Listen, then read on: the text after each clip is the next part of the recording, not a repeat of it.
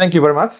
Thank you very much, Brian, and thank you for leading this amazing community and welcome everybody. It's a pleasure having this talk with you and sharing you some of the secrets I've been having. Well, I'm here now in Helsinki, in Finland, talking to you from Helsinki. Here I am. I work at a company called UB Secure that is in the digital identity industry. I work as a sales engineer. And at the same time, I am author of a book called Rock the Tech Stage. I'm going to tell you a bit more about that. So yeah, and that's what I'm going to talk about. A few things about my book.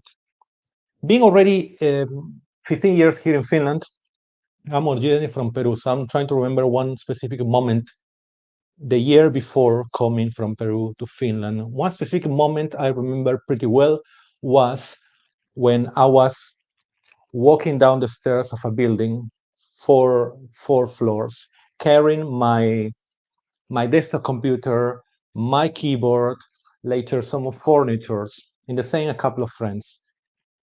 That was the beginning of the end of my very first entrepreneurial adventure. It was a startup, and what's happening that we were quitting the building because we ran out of money how to pay the rent for that. And in retrospective, seeing that many years later, the main reason why we failed at that moment is because none of us were able to communicate our ideas clearly, to talk about our products, our services, our technology in a way that convince customers and other people who will help us, investors, etc., partners. So later I moved to Finland and I started making a career here. I studied a master in computer science. And actually, most of my jobs since then until now have been in software companies. And through different roles, at some point, when the first video internet site appears, such as Dailymotion, YouTube, all this start to appear, it was of course abundant of information that you can find in video, very nicely consumable format. And what I pay attention, I consume a lot, were videos of talks, presentations, keynotes, product launches of the best speakers in the technology arena. I was fascinated with that. I watched many, but at some point also I decided to analyze them. Okay, why they are so interesting, so good? I like to listen to them, how they manage to have that success for their products, for their technologies, etc. And proud of that, I wrote first one book called Create and Deliver a Killer Product Demo. That was mostly inspired by watching those product demonstrations in product launches, mostly. So I wrote that book. And 2 years later, I wrote a second book that came actually in 2020, very end of 2020. And that is the book called Rock the Tech Stage, the main book that I'm going to talk today. And this book, Rock the Tech Stage,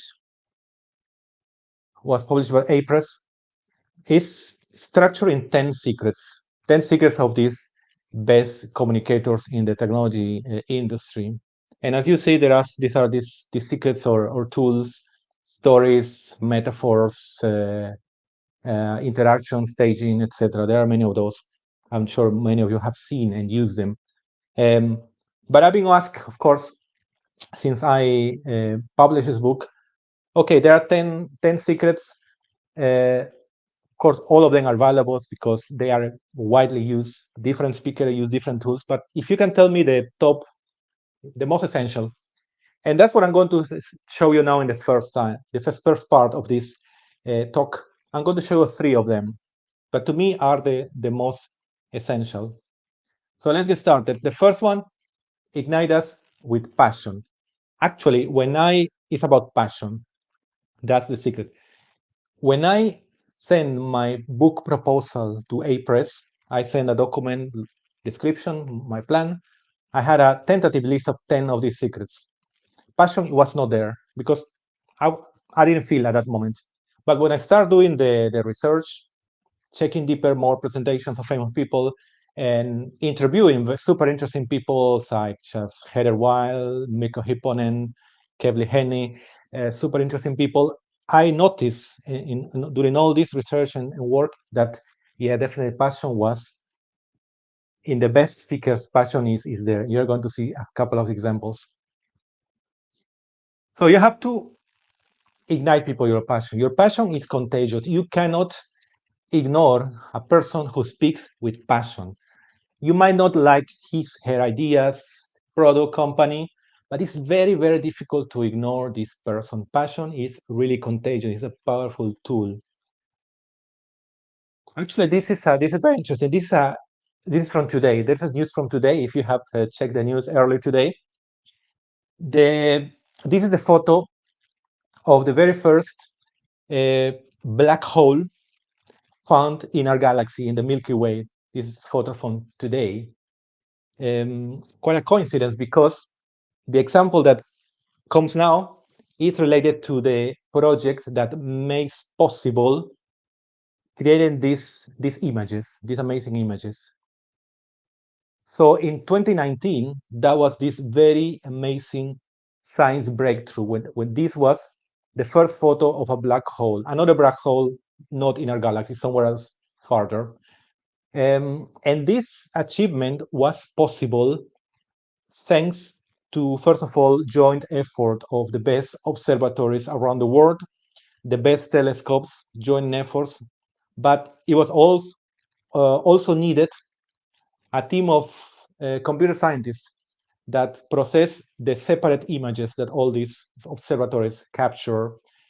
And that was done, that was led by a lady called Katie Bauman, who 2 years before the achievement, 2 years before 2019, she went to the red carpet, she went to TEDx to explain the vision of all this project and what they were doing. So she was talking about space, she was talking about astronomy, she was talking about image processing, which are topics quite technical, quite difficult to understand, of course, a lot of new things. But she made it in such a interesting way, using stories, using analogies, good examples, but especially she she speaks so much enthusiasm, so much passion about talks that it's extremely contagious. When I watched this talk, I was like super fascinated. And I wanted to learn more about astronomy. I want to learn more about the algorithms, etc. So that's exactly what you want. You want to that your passion is contagious. People get really enthused about your research, your product, your algorithms, anything that you want to share. So passion is a powerful tool. Now, how often we see people that is praised in public for being passionate? Actually, I just did it. I just did it with Katie Bauman. But truly, if you try to answer this question to yourself, it's quite rare. It's not common. It's very rare that you find that. I'll show you one more example, and this is from the computer world. This person, you might have seen him. He's from Microsoft. Is Mr. Panos Panay, who is the vice president of devices, so mostly the hardware of Microsoft, and especially the Surface products, no laptops, tablets, etc. And yeah, he's one of the best presenters to me in the tech industry at this moment, especially the product launches when he has a new Surface product. They're really inspiring, super interesting, nice to watch them. And you have seen there are two tweets here in which they are telling how passionate he is as a presenter and as an executive in the industry. Just give you a couple more examples. Other people also saying passionate, passionate, passionate. So that is rare. You don't see so many people who are praised publicly about being passionate. And yeah, that's what we need. That's what you need. Now, how to ignite your audience with your passion? I'll give you a very, very simple answer. This tells a lot. Is choose speaking topics that you are really passionate about. So talk about things that you are really passionate about, which sounds very obvious. Yeah, might sound very obvious, but many people don't don't follow this. You have to speak about topics you're passionate about because if you had a passion about something, you will find the stories easily. You have the stories already because you have been talking about this with your colleagues, friends. You already have stories to tell about that. you will find the motivation to spend hours preparing for a presentation or sending an application call for proposal. So passion will help you to succeed a lot. Now, what I was saying also is that sometimes, and it's a mistake that myself have done in the past, not lately, but yeah, I've done in the past, is that sometimes I don't follow this. Sometimes I tried to speak topics that I don't really care so much. I have some interest, but not a passion. And what happens? You have to avoid the trendy topics because I fell into that trap before, trying to speak about this what is trendy, what is because if you speak about something that is trendy, okay, people will you will sound important, you will sound you know the latest, etc. It's like it's a trap. You can stumble, you can definitely fall down because it's quite risky. For instance, today one trendy topic is Web3. Um, if you know the topics pretty well, they have ideas, fabulous. If you don't, you can just talk about something that is relatively old, but you can bring your own perspective, your own specific experience, and that is valuable. So don't fall into the trap to go to trendy topics. The second one, the second of these secrets is humanize technology with stories. We're talking about stories. And here I would like to ask you, even though I'm not going to see your answers, but put in the chat so I can review a bit later. Put in the chat specific reasons why you should tell stories when you have presentations, talks. Why you should tell stories? So just spend some time, put in the chat. I will not see it right now, but a bit later. So please put it there.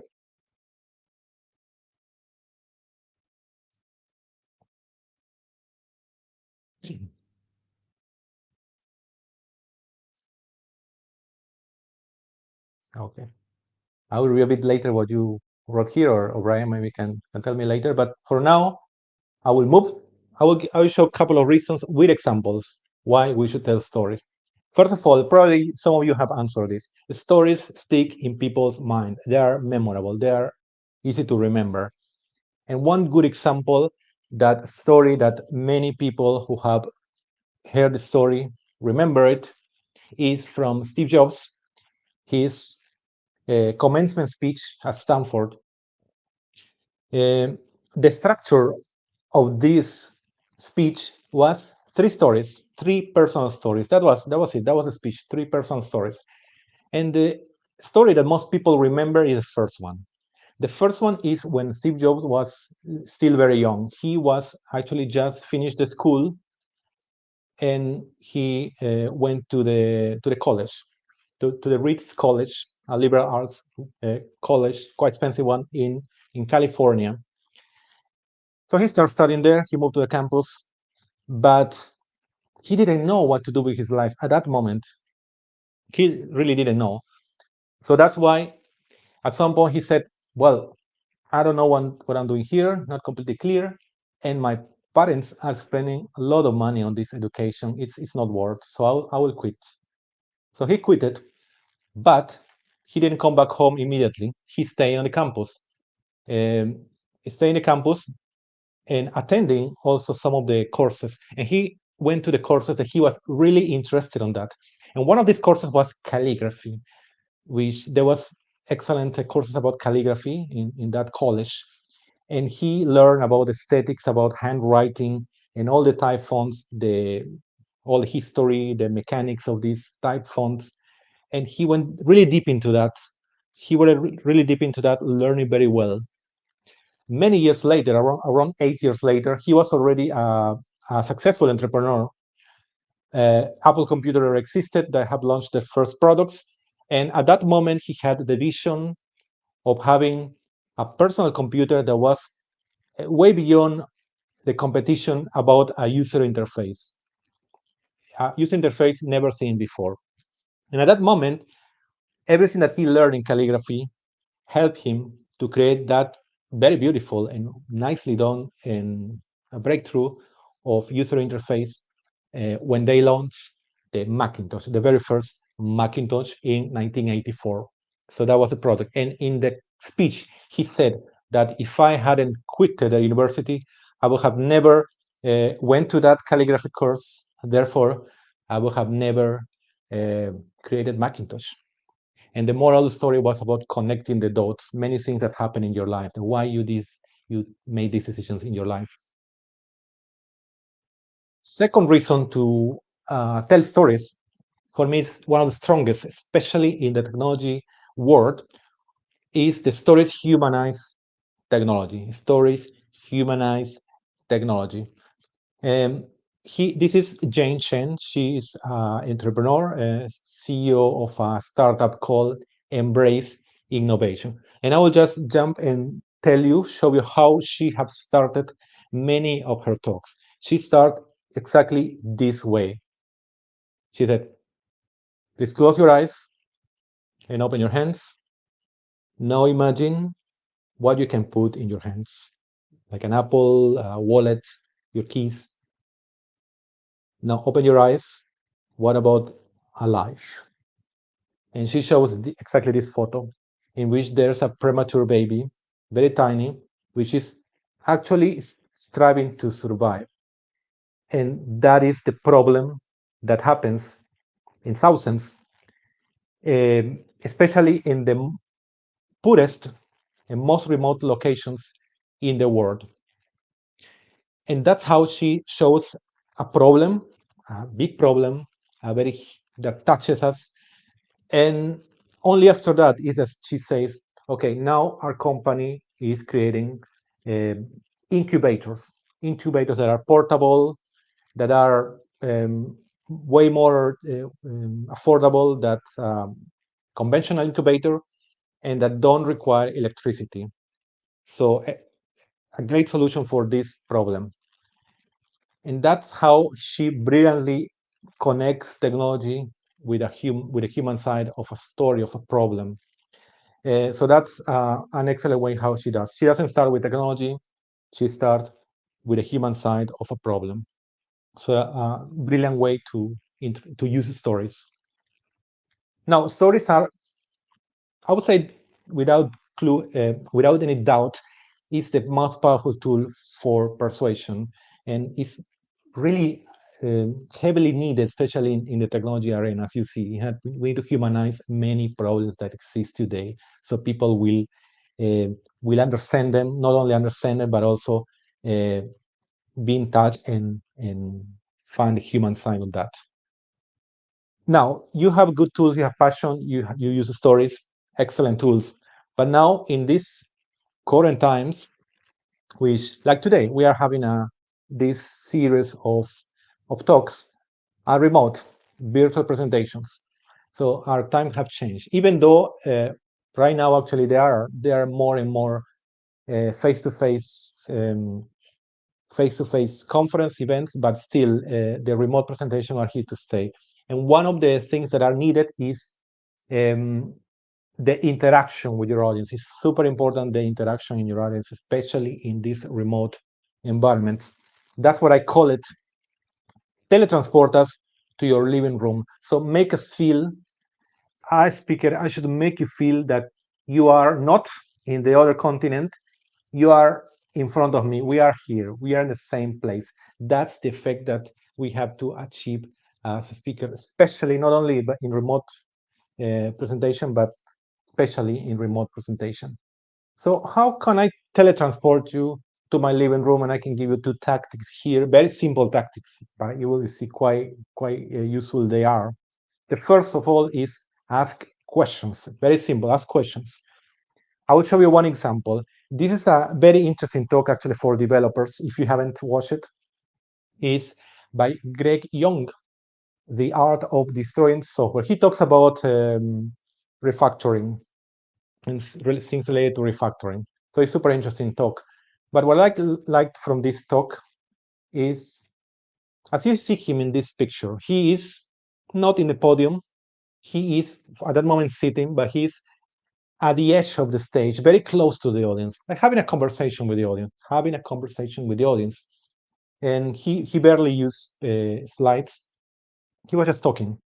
And his dynamic was like this. At the beginning, he said, how many of you have been in a talk about writing code? And of course, some people raise hands, some people say yes. Right after he said, how many of you have been in a talk about refactoring code? And similar, some people yes, no, or saying something. And that's how he used interaction with the audience. Now, he followed that dynamic, asking questions, bringing a new point, asking question, bringing some new points, some question, etc. Later, he asks a different kind of question. Pay attention to this different type of question he asks now. What if you were optimized from the very beginning to be able to delete code? What if? And in this type of questions, he didn't expect an answer, yes, no, raising hands. No, he expected, this is the type of question, the rhetorical questions. In rhetorical questions, when you raise one of these questions, you expect that the audience reflects on the question, thinks about the question, and because of that, the audience is going to be more immersed into your topic, into what you are saying. So as you see, two different type of questions, call and response, and the last one is a rhetorical question. Both type of question, very simple to use in any talk, different parts when it's suitable, and really powerful to keep the interaction with the audience. So now, second tactic here.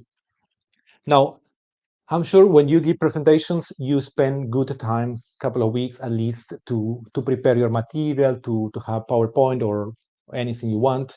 Some rehearsal, hopefully you rehearse with your colleagues, friends, that preparation. But something that you can do at the last minute, like adding a piece that you add last minute, is to do this. And I put a post-it note that shows. Post-it note symbolizes actually the present moment, the last minute. You are adding some pieces of information. In this piece of information, you have to include something that's happening today or now. What is the current event happening? What's happening in this current event? Mostly if it's a conference, the place where you are, the moment, what's happening now, some anecdotes in the corridor, these kind of things. So the best thing is to use a post-it note, a sticky note, like this one. You just put a sticky note in which two hours before the presentation, you write down something that happened recently or today. For instance, I mentioned that the black hole news that happened just a few hours ago. Fun, and I'm sharing with you. Mention the previous speaker, the next speaker, if there are several speakers in the program, an anecdote of the event, something that is happening now. If you have access to chat, check the chat and you can share something. So these kind of things are very rich because that makes your audience feel that this is not a record, this is not pre-recorded. I'm really in front of you in the same moment. We're having a conversation almost. So that helps a lot with the interaction. So those were the 3 secrets I want to share with you.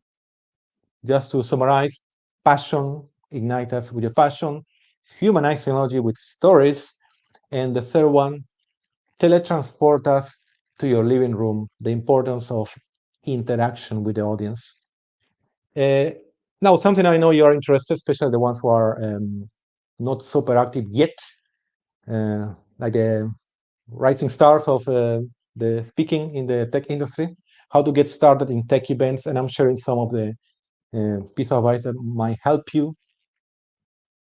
The first thing is find your topic. That's the most important thing to get started. Find some clarity to find your first topic or topics. Yeah, passion, remember something. So I'll give you just a few hints how you find your first topic that will uh, make you interesting for event organizers, because event organizers are really hungry for interesting people, for interesting ideas, for interesting topics. If you show something, a proposal that is really interesting, they will tell you, please come to my event. So a few ways to find your topics. First of all, think of knowledge that you have and others don't. And that's mostly specific projects that you have worked, specific projects that are unique, others haven't. Think on that, think about that. I will give you a few examples right after this slide to, to illustrate. Now, your genuine interest is, no, is related to passion, both the professional side, so you might be really passionate about a programming language in particular, some technology, can be accessibility, security, something in particular you are interested. And something in personal is always useful. What are your hobbies, other interests outside the development? Can be anything, can be sports, can be movies, can be environment. So any other genuine interest you have, write it down, and then we'll try to find the connection. So when you mix together, you'll find an interesting topic.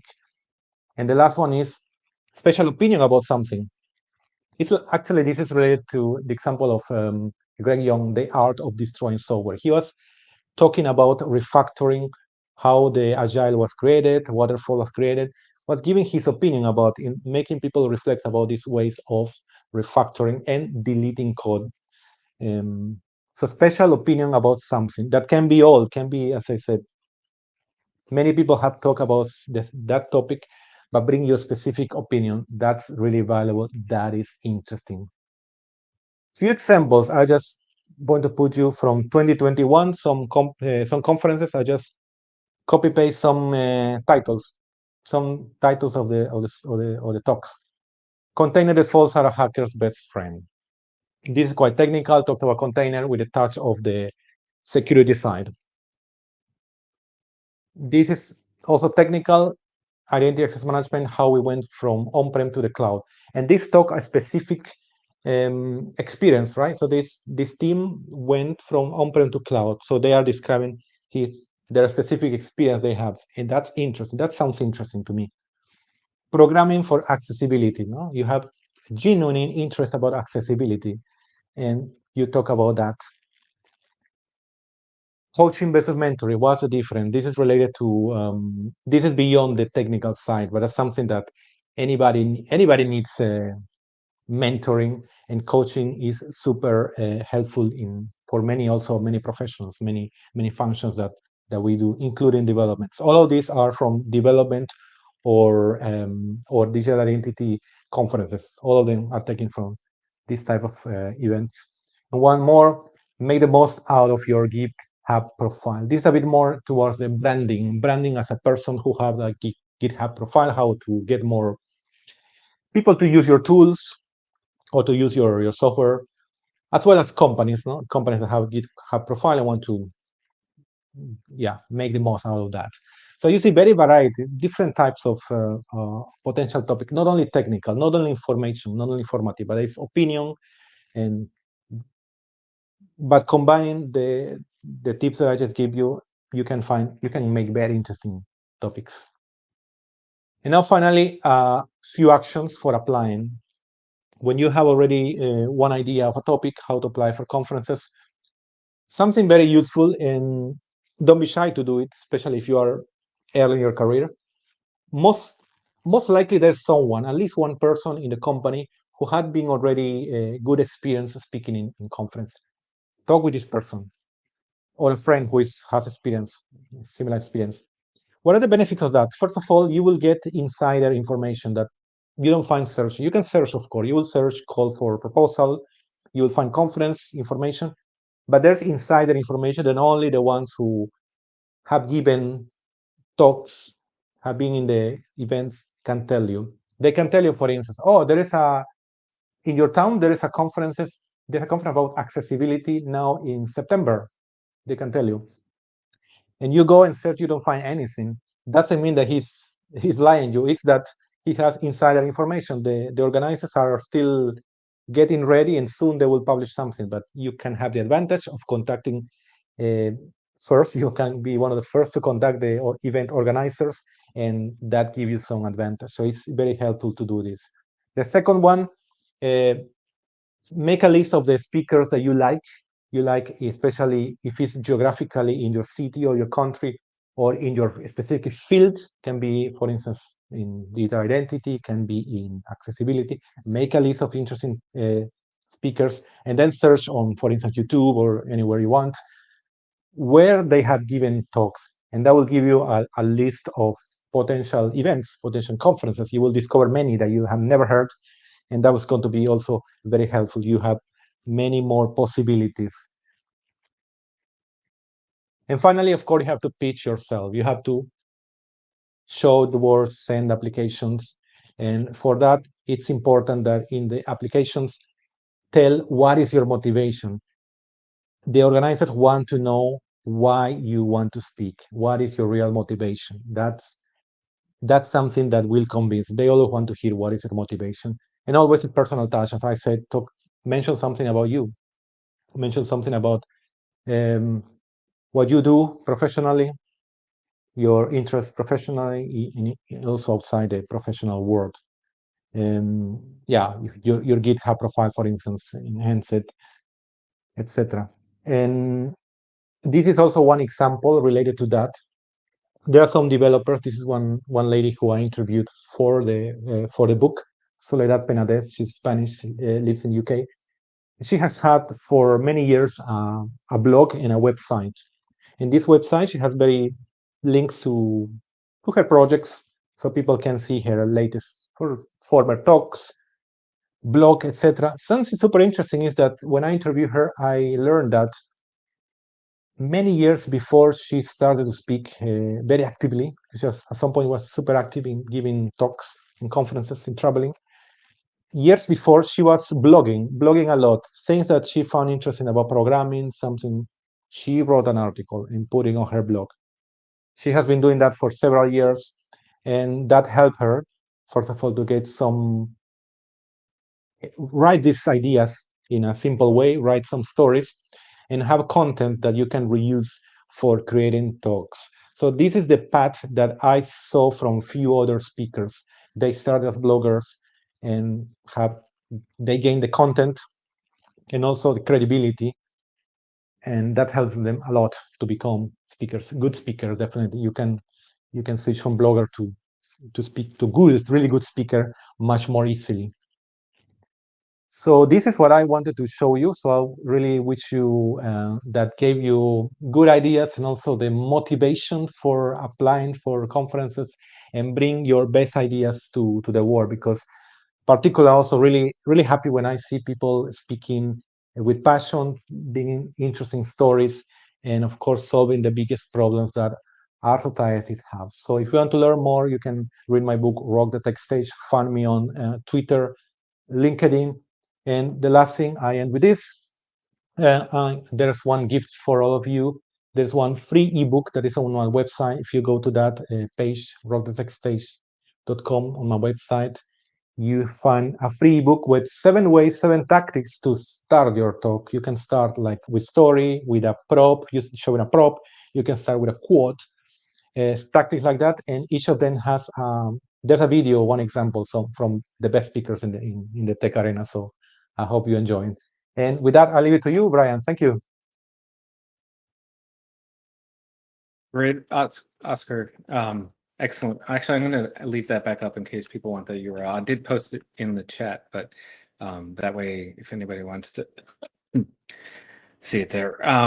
That was really good. I agree with everything you said. And as somebody who speaks often, and I don't feel like speaking is kind of my biggest skill, to be quite honest. But as somebody who has spoken a lot over the past like decade plus, I'd say I know those things, and yet they're also sometimes harder to implement than you think. Especially, I don't know if you find this. I find when I'm dealing with a talk on a very technical topic, it's very easy to dive deep into technical stuff. And I feel like the best talks I've given, keep in mind that I can't teach you how to do whatever it is I'm there to, like you're not going to learn it in 30 minutes, 40 minutes, whatever I have to give a tech talk. What I'm really going to be able to do is help you to find the interest in doing this after you leave the talk. So it's easy to get lost in like providing them too much detail, and losing some of these tools that you recommend. Is that been your experience too?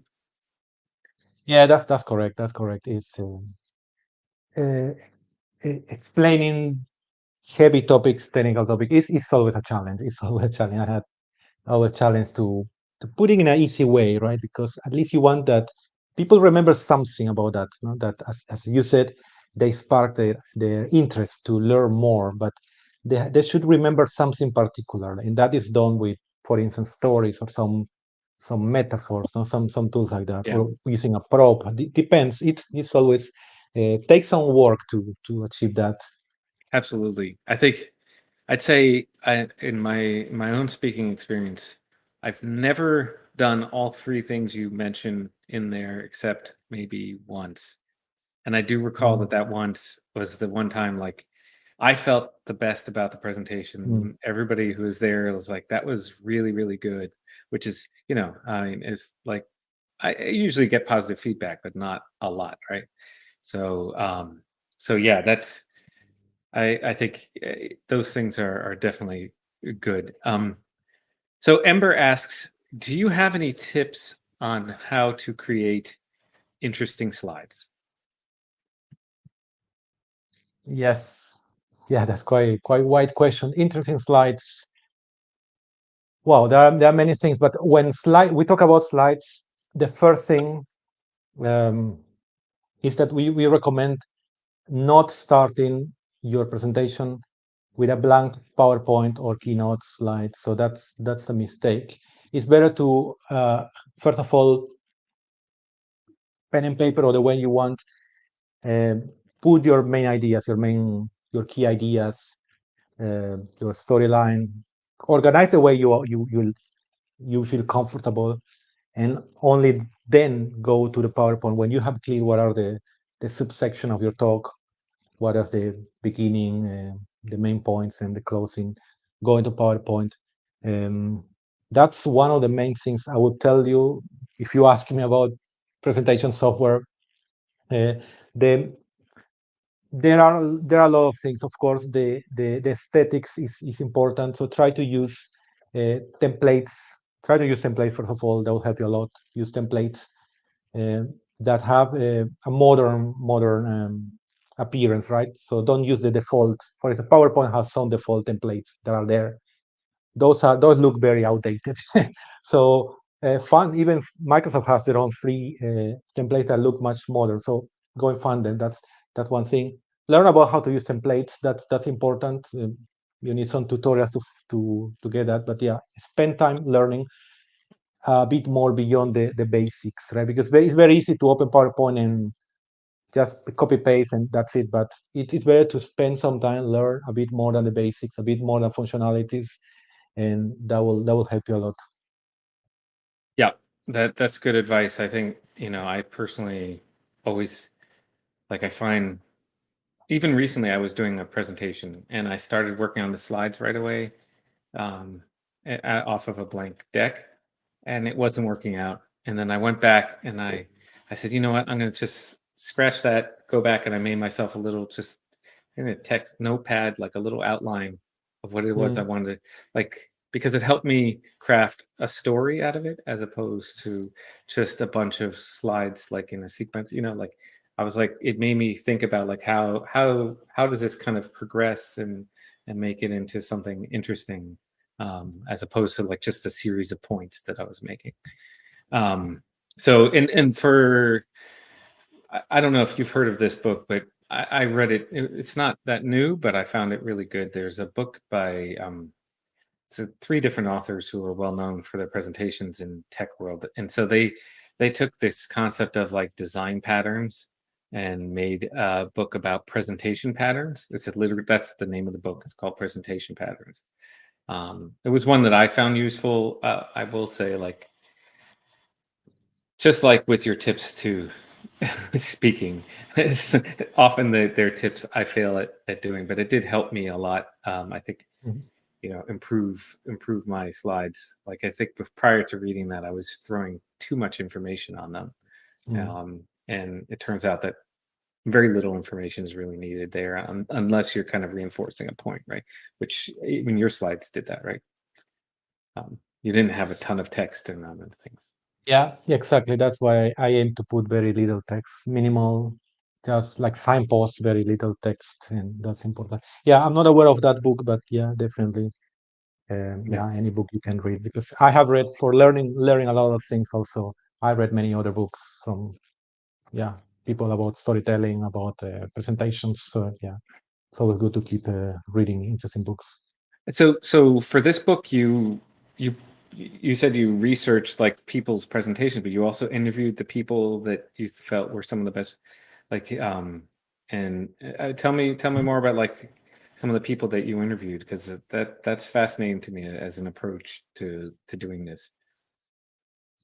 Um, let's see. Yeah, one very we can start maybe from yeah, for instance, Heather Wild. I think she lives in Las Vegas, so in US. Let's start there.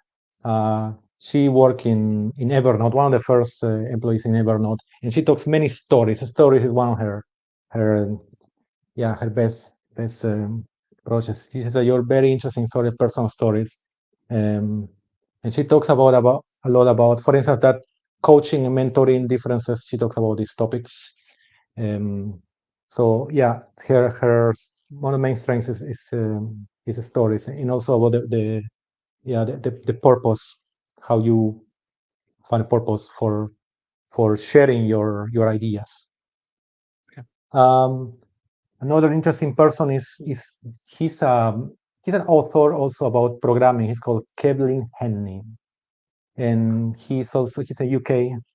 He's giving a talk this week, for instance, in a conference called DevOps UK. But both Oh, actually are okay. there I have in London. colleagues that are going to be at DevOps. Yeah. Yeah. Exactly these days, actually, both they are actually in London giving conference. He talks. He has um,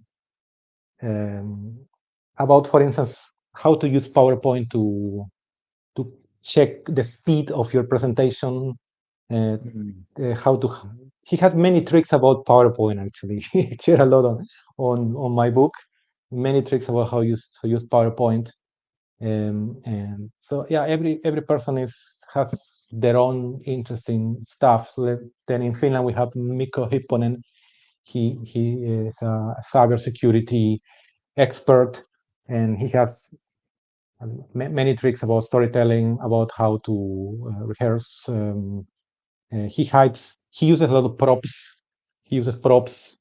Um, yeah, so different people use different of these secrets or Techniques. Yeah. tools that sometimes the right tool makes a huge difference. It's the things that people will remember on your talk. Just choosing the right tool, the right prop, it's what people will remember. So Right. that's Yeah. that's amazing. I Yeah, I think my colleagues who were always the best presenters remembered it's partly the presentation is not just like the information, and not just to hopefully inspire you to go learn more about a topic, but it's also entertainment, right? Like you're there, you want to enjoy it and be entertained in a way, even if it's Yes. informative entertaining. And so I feel like, the colleagues I've had who I'm like, were just naturally gifted speakers, kind of just seem to have a natural understanding of making it fun, in a way, right? Like, um, so kind of using props, for instance, would be something like just make it more entertaining, make it more fun. Mm. Um, Excellent. Well, this is all excellent advice, and I'm really hoping that personally I start to use use it more, and I want to see what the rest of the advice you have in that book is, because I feel like I, even having spoken for a long time, it's definitely a skill that you have to work on. It doesn't. Yes, I think absolutely. for some of us. I sit there in the audience. I remember sitting in the audience of somebody once who was like giving their first talk at a conference, like first talk anywhere, and they were just amazing. And I was like, God, I feel like I, you know, part of me loves you, and part of me is like really hating you right now. Out of jealousy, purely jealousy. So anyway, yeah, I think some of us like really like myself need to work every day, like every time at doing these kinds of things. So excellent Yeah, I think advice. mostly everybody actually. Yeah, I was a really bad presenter many years ago. I've been learning and different different techniques and principles and everything. Most of the speakers who are good now, they have been lousy speakers in the past. The vast majority, for sure. Yeah. Everybody Well, can and learn. the other thing I learned from some of my colleagues who are really good speakers is that a lot of them make it seem like they just up there chit-chatting, like they just kind of winging it, and they rehearse that thing Yeah, endlessly, right? yes, But you yes. don't know it, right? You don't know it when you're sitting there watching it, but they would be the ones who like rehearsed and rehearsed and rehearsed, but somehow made it feel natural, like they weren't Mm, like unrehearsed. it's not.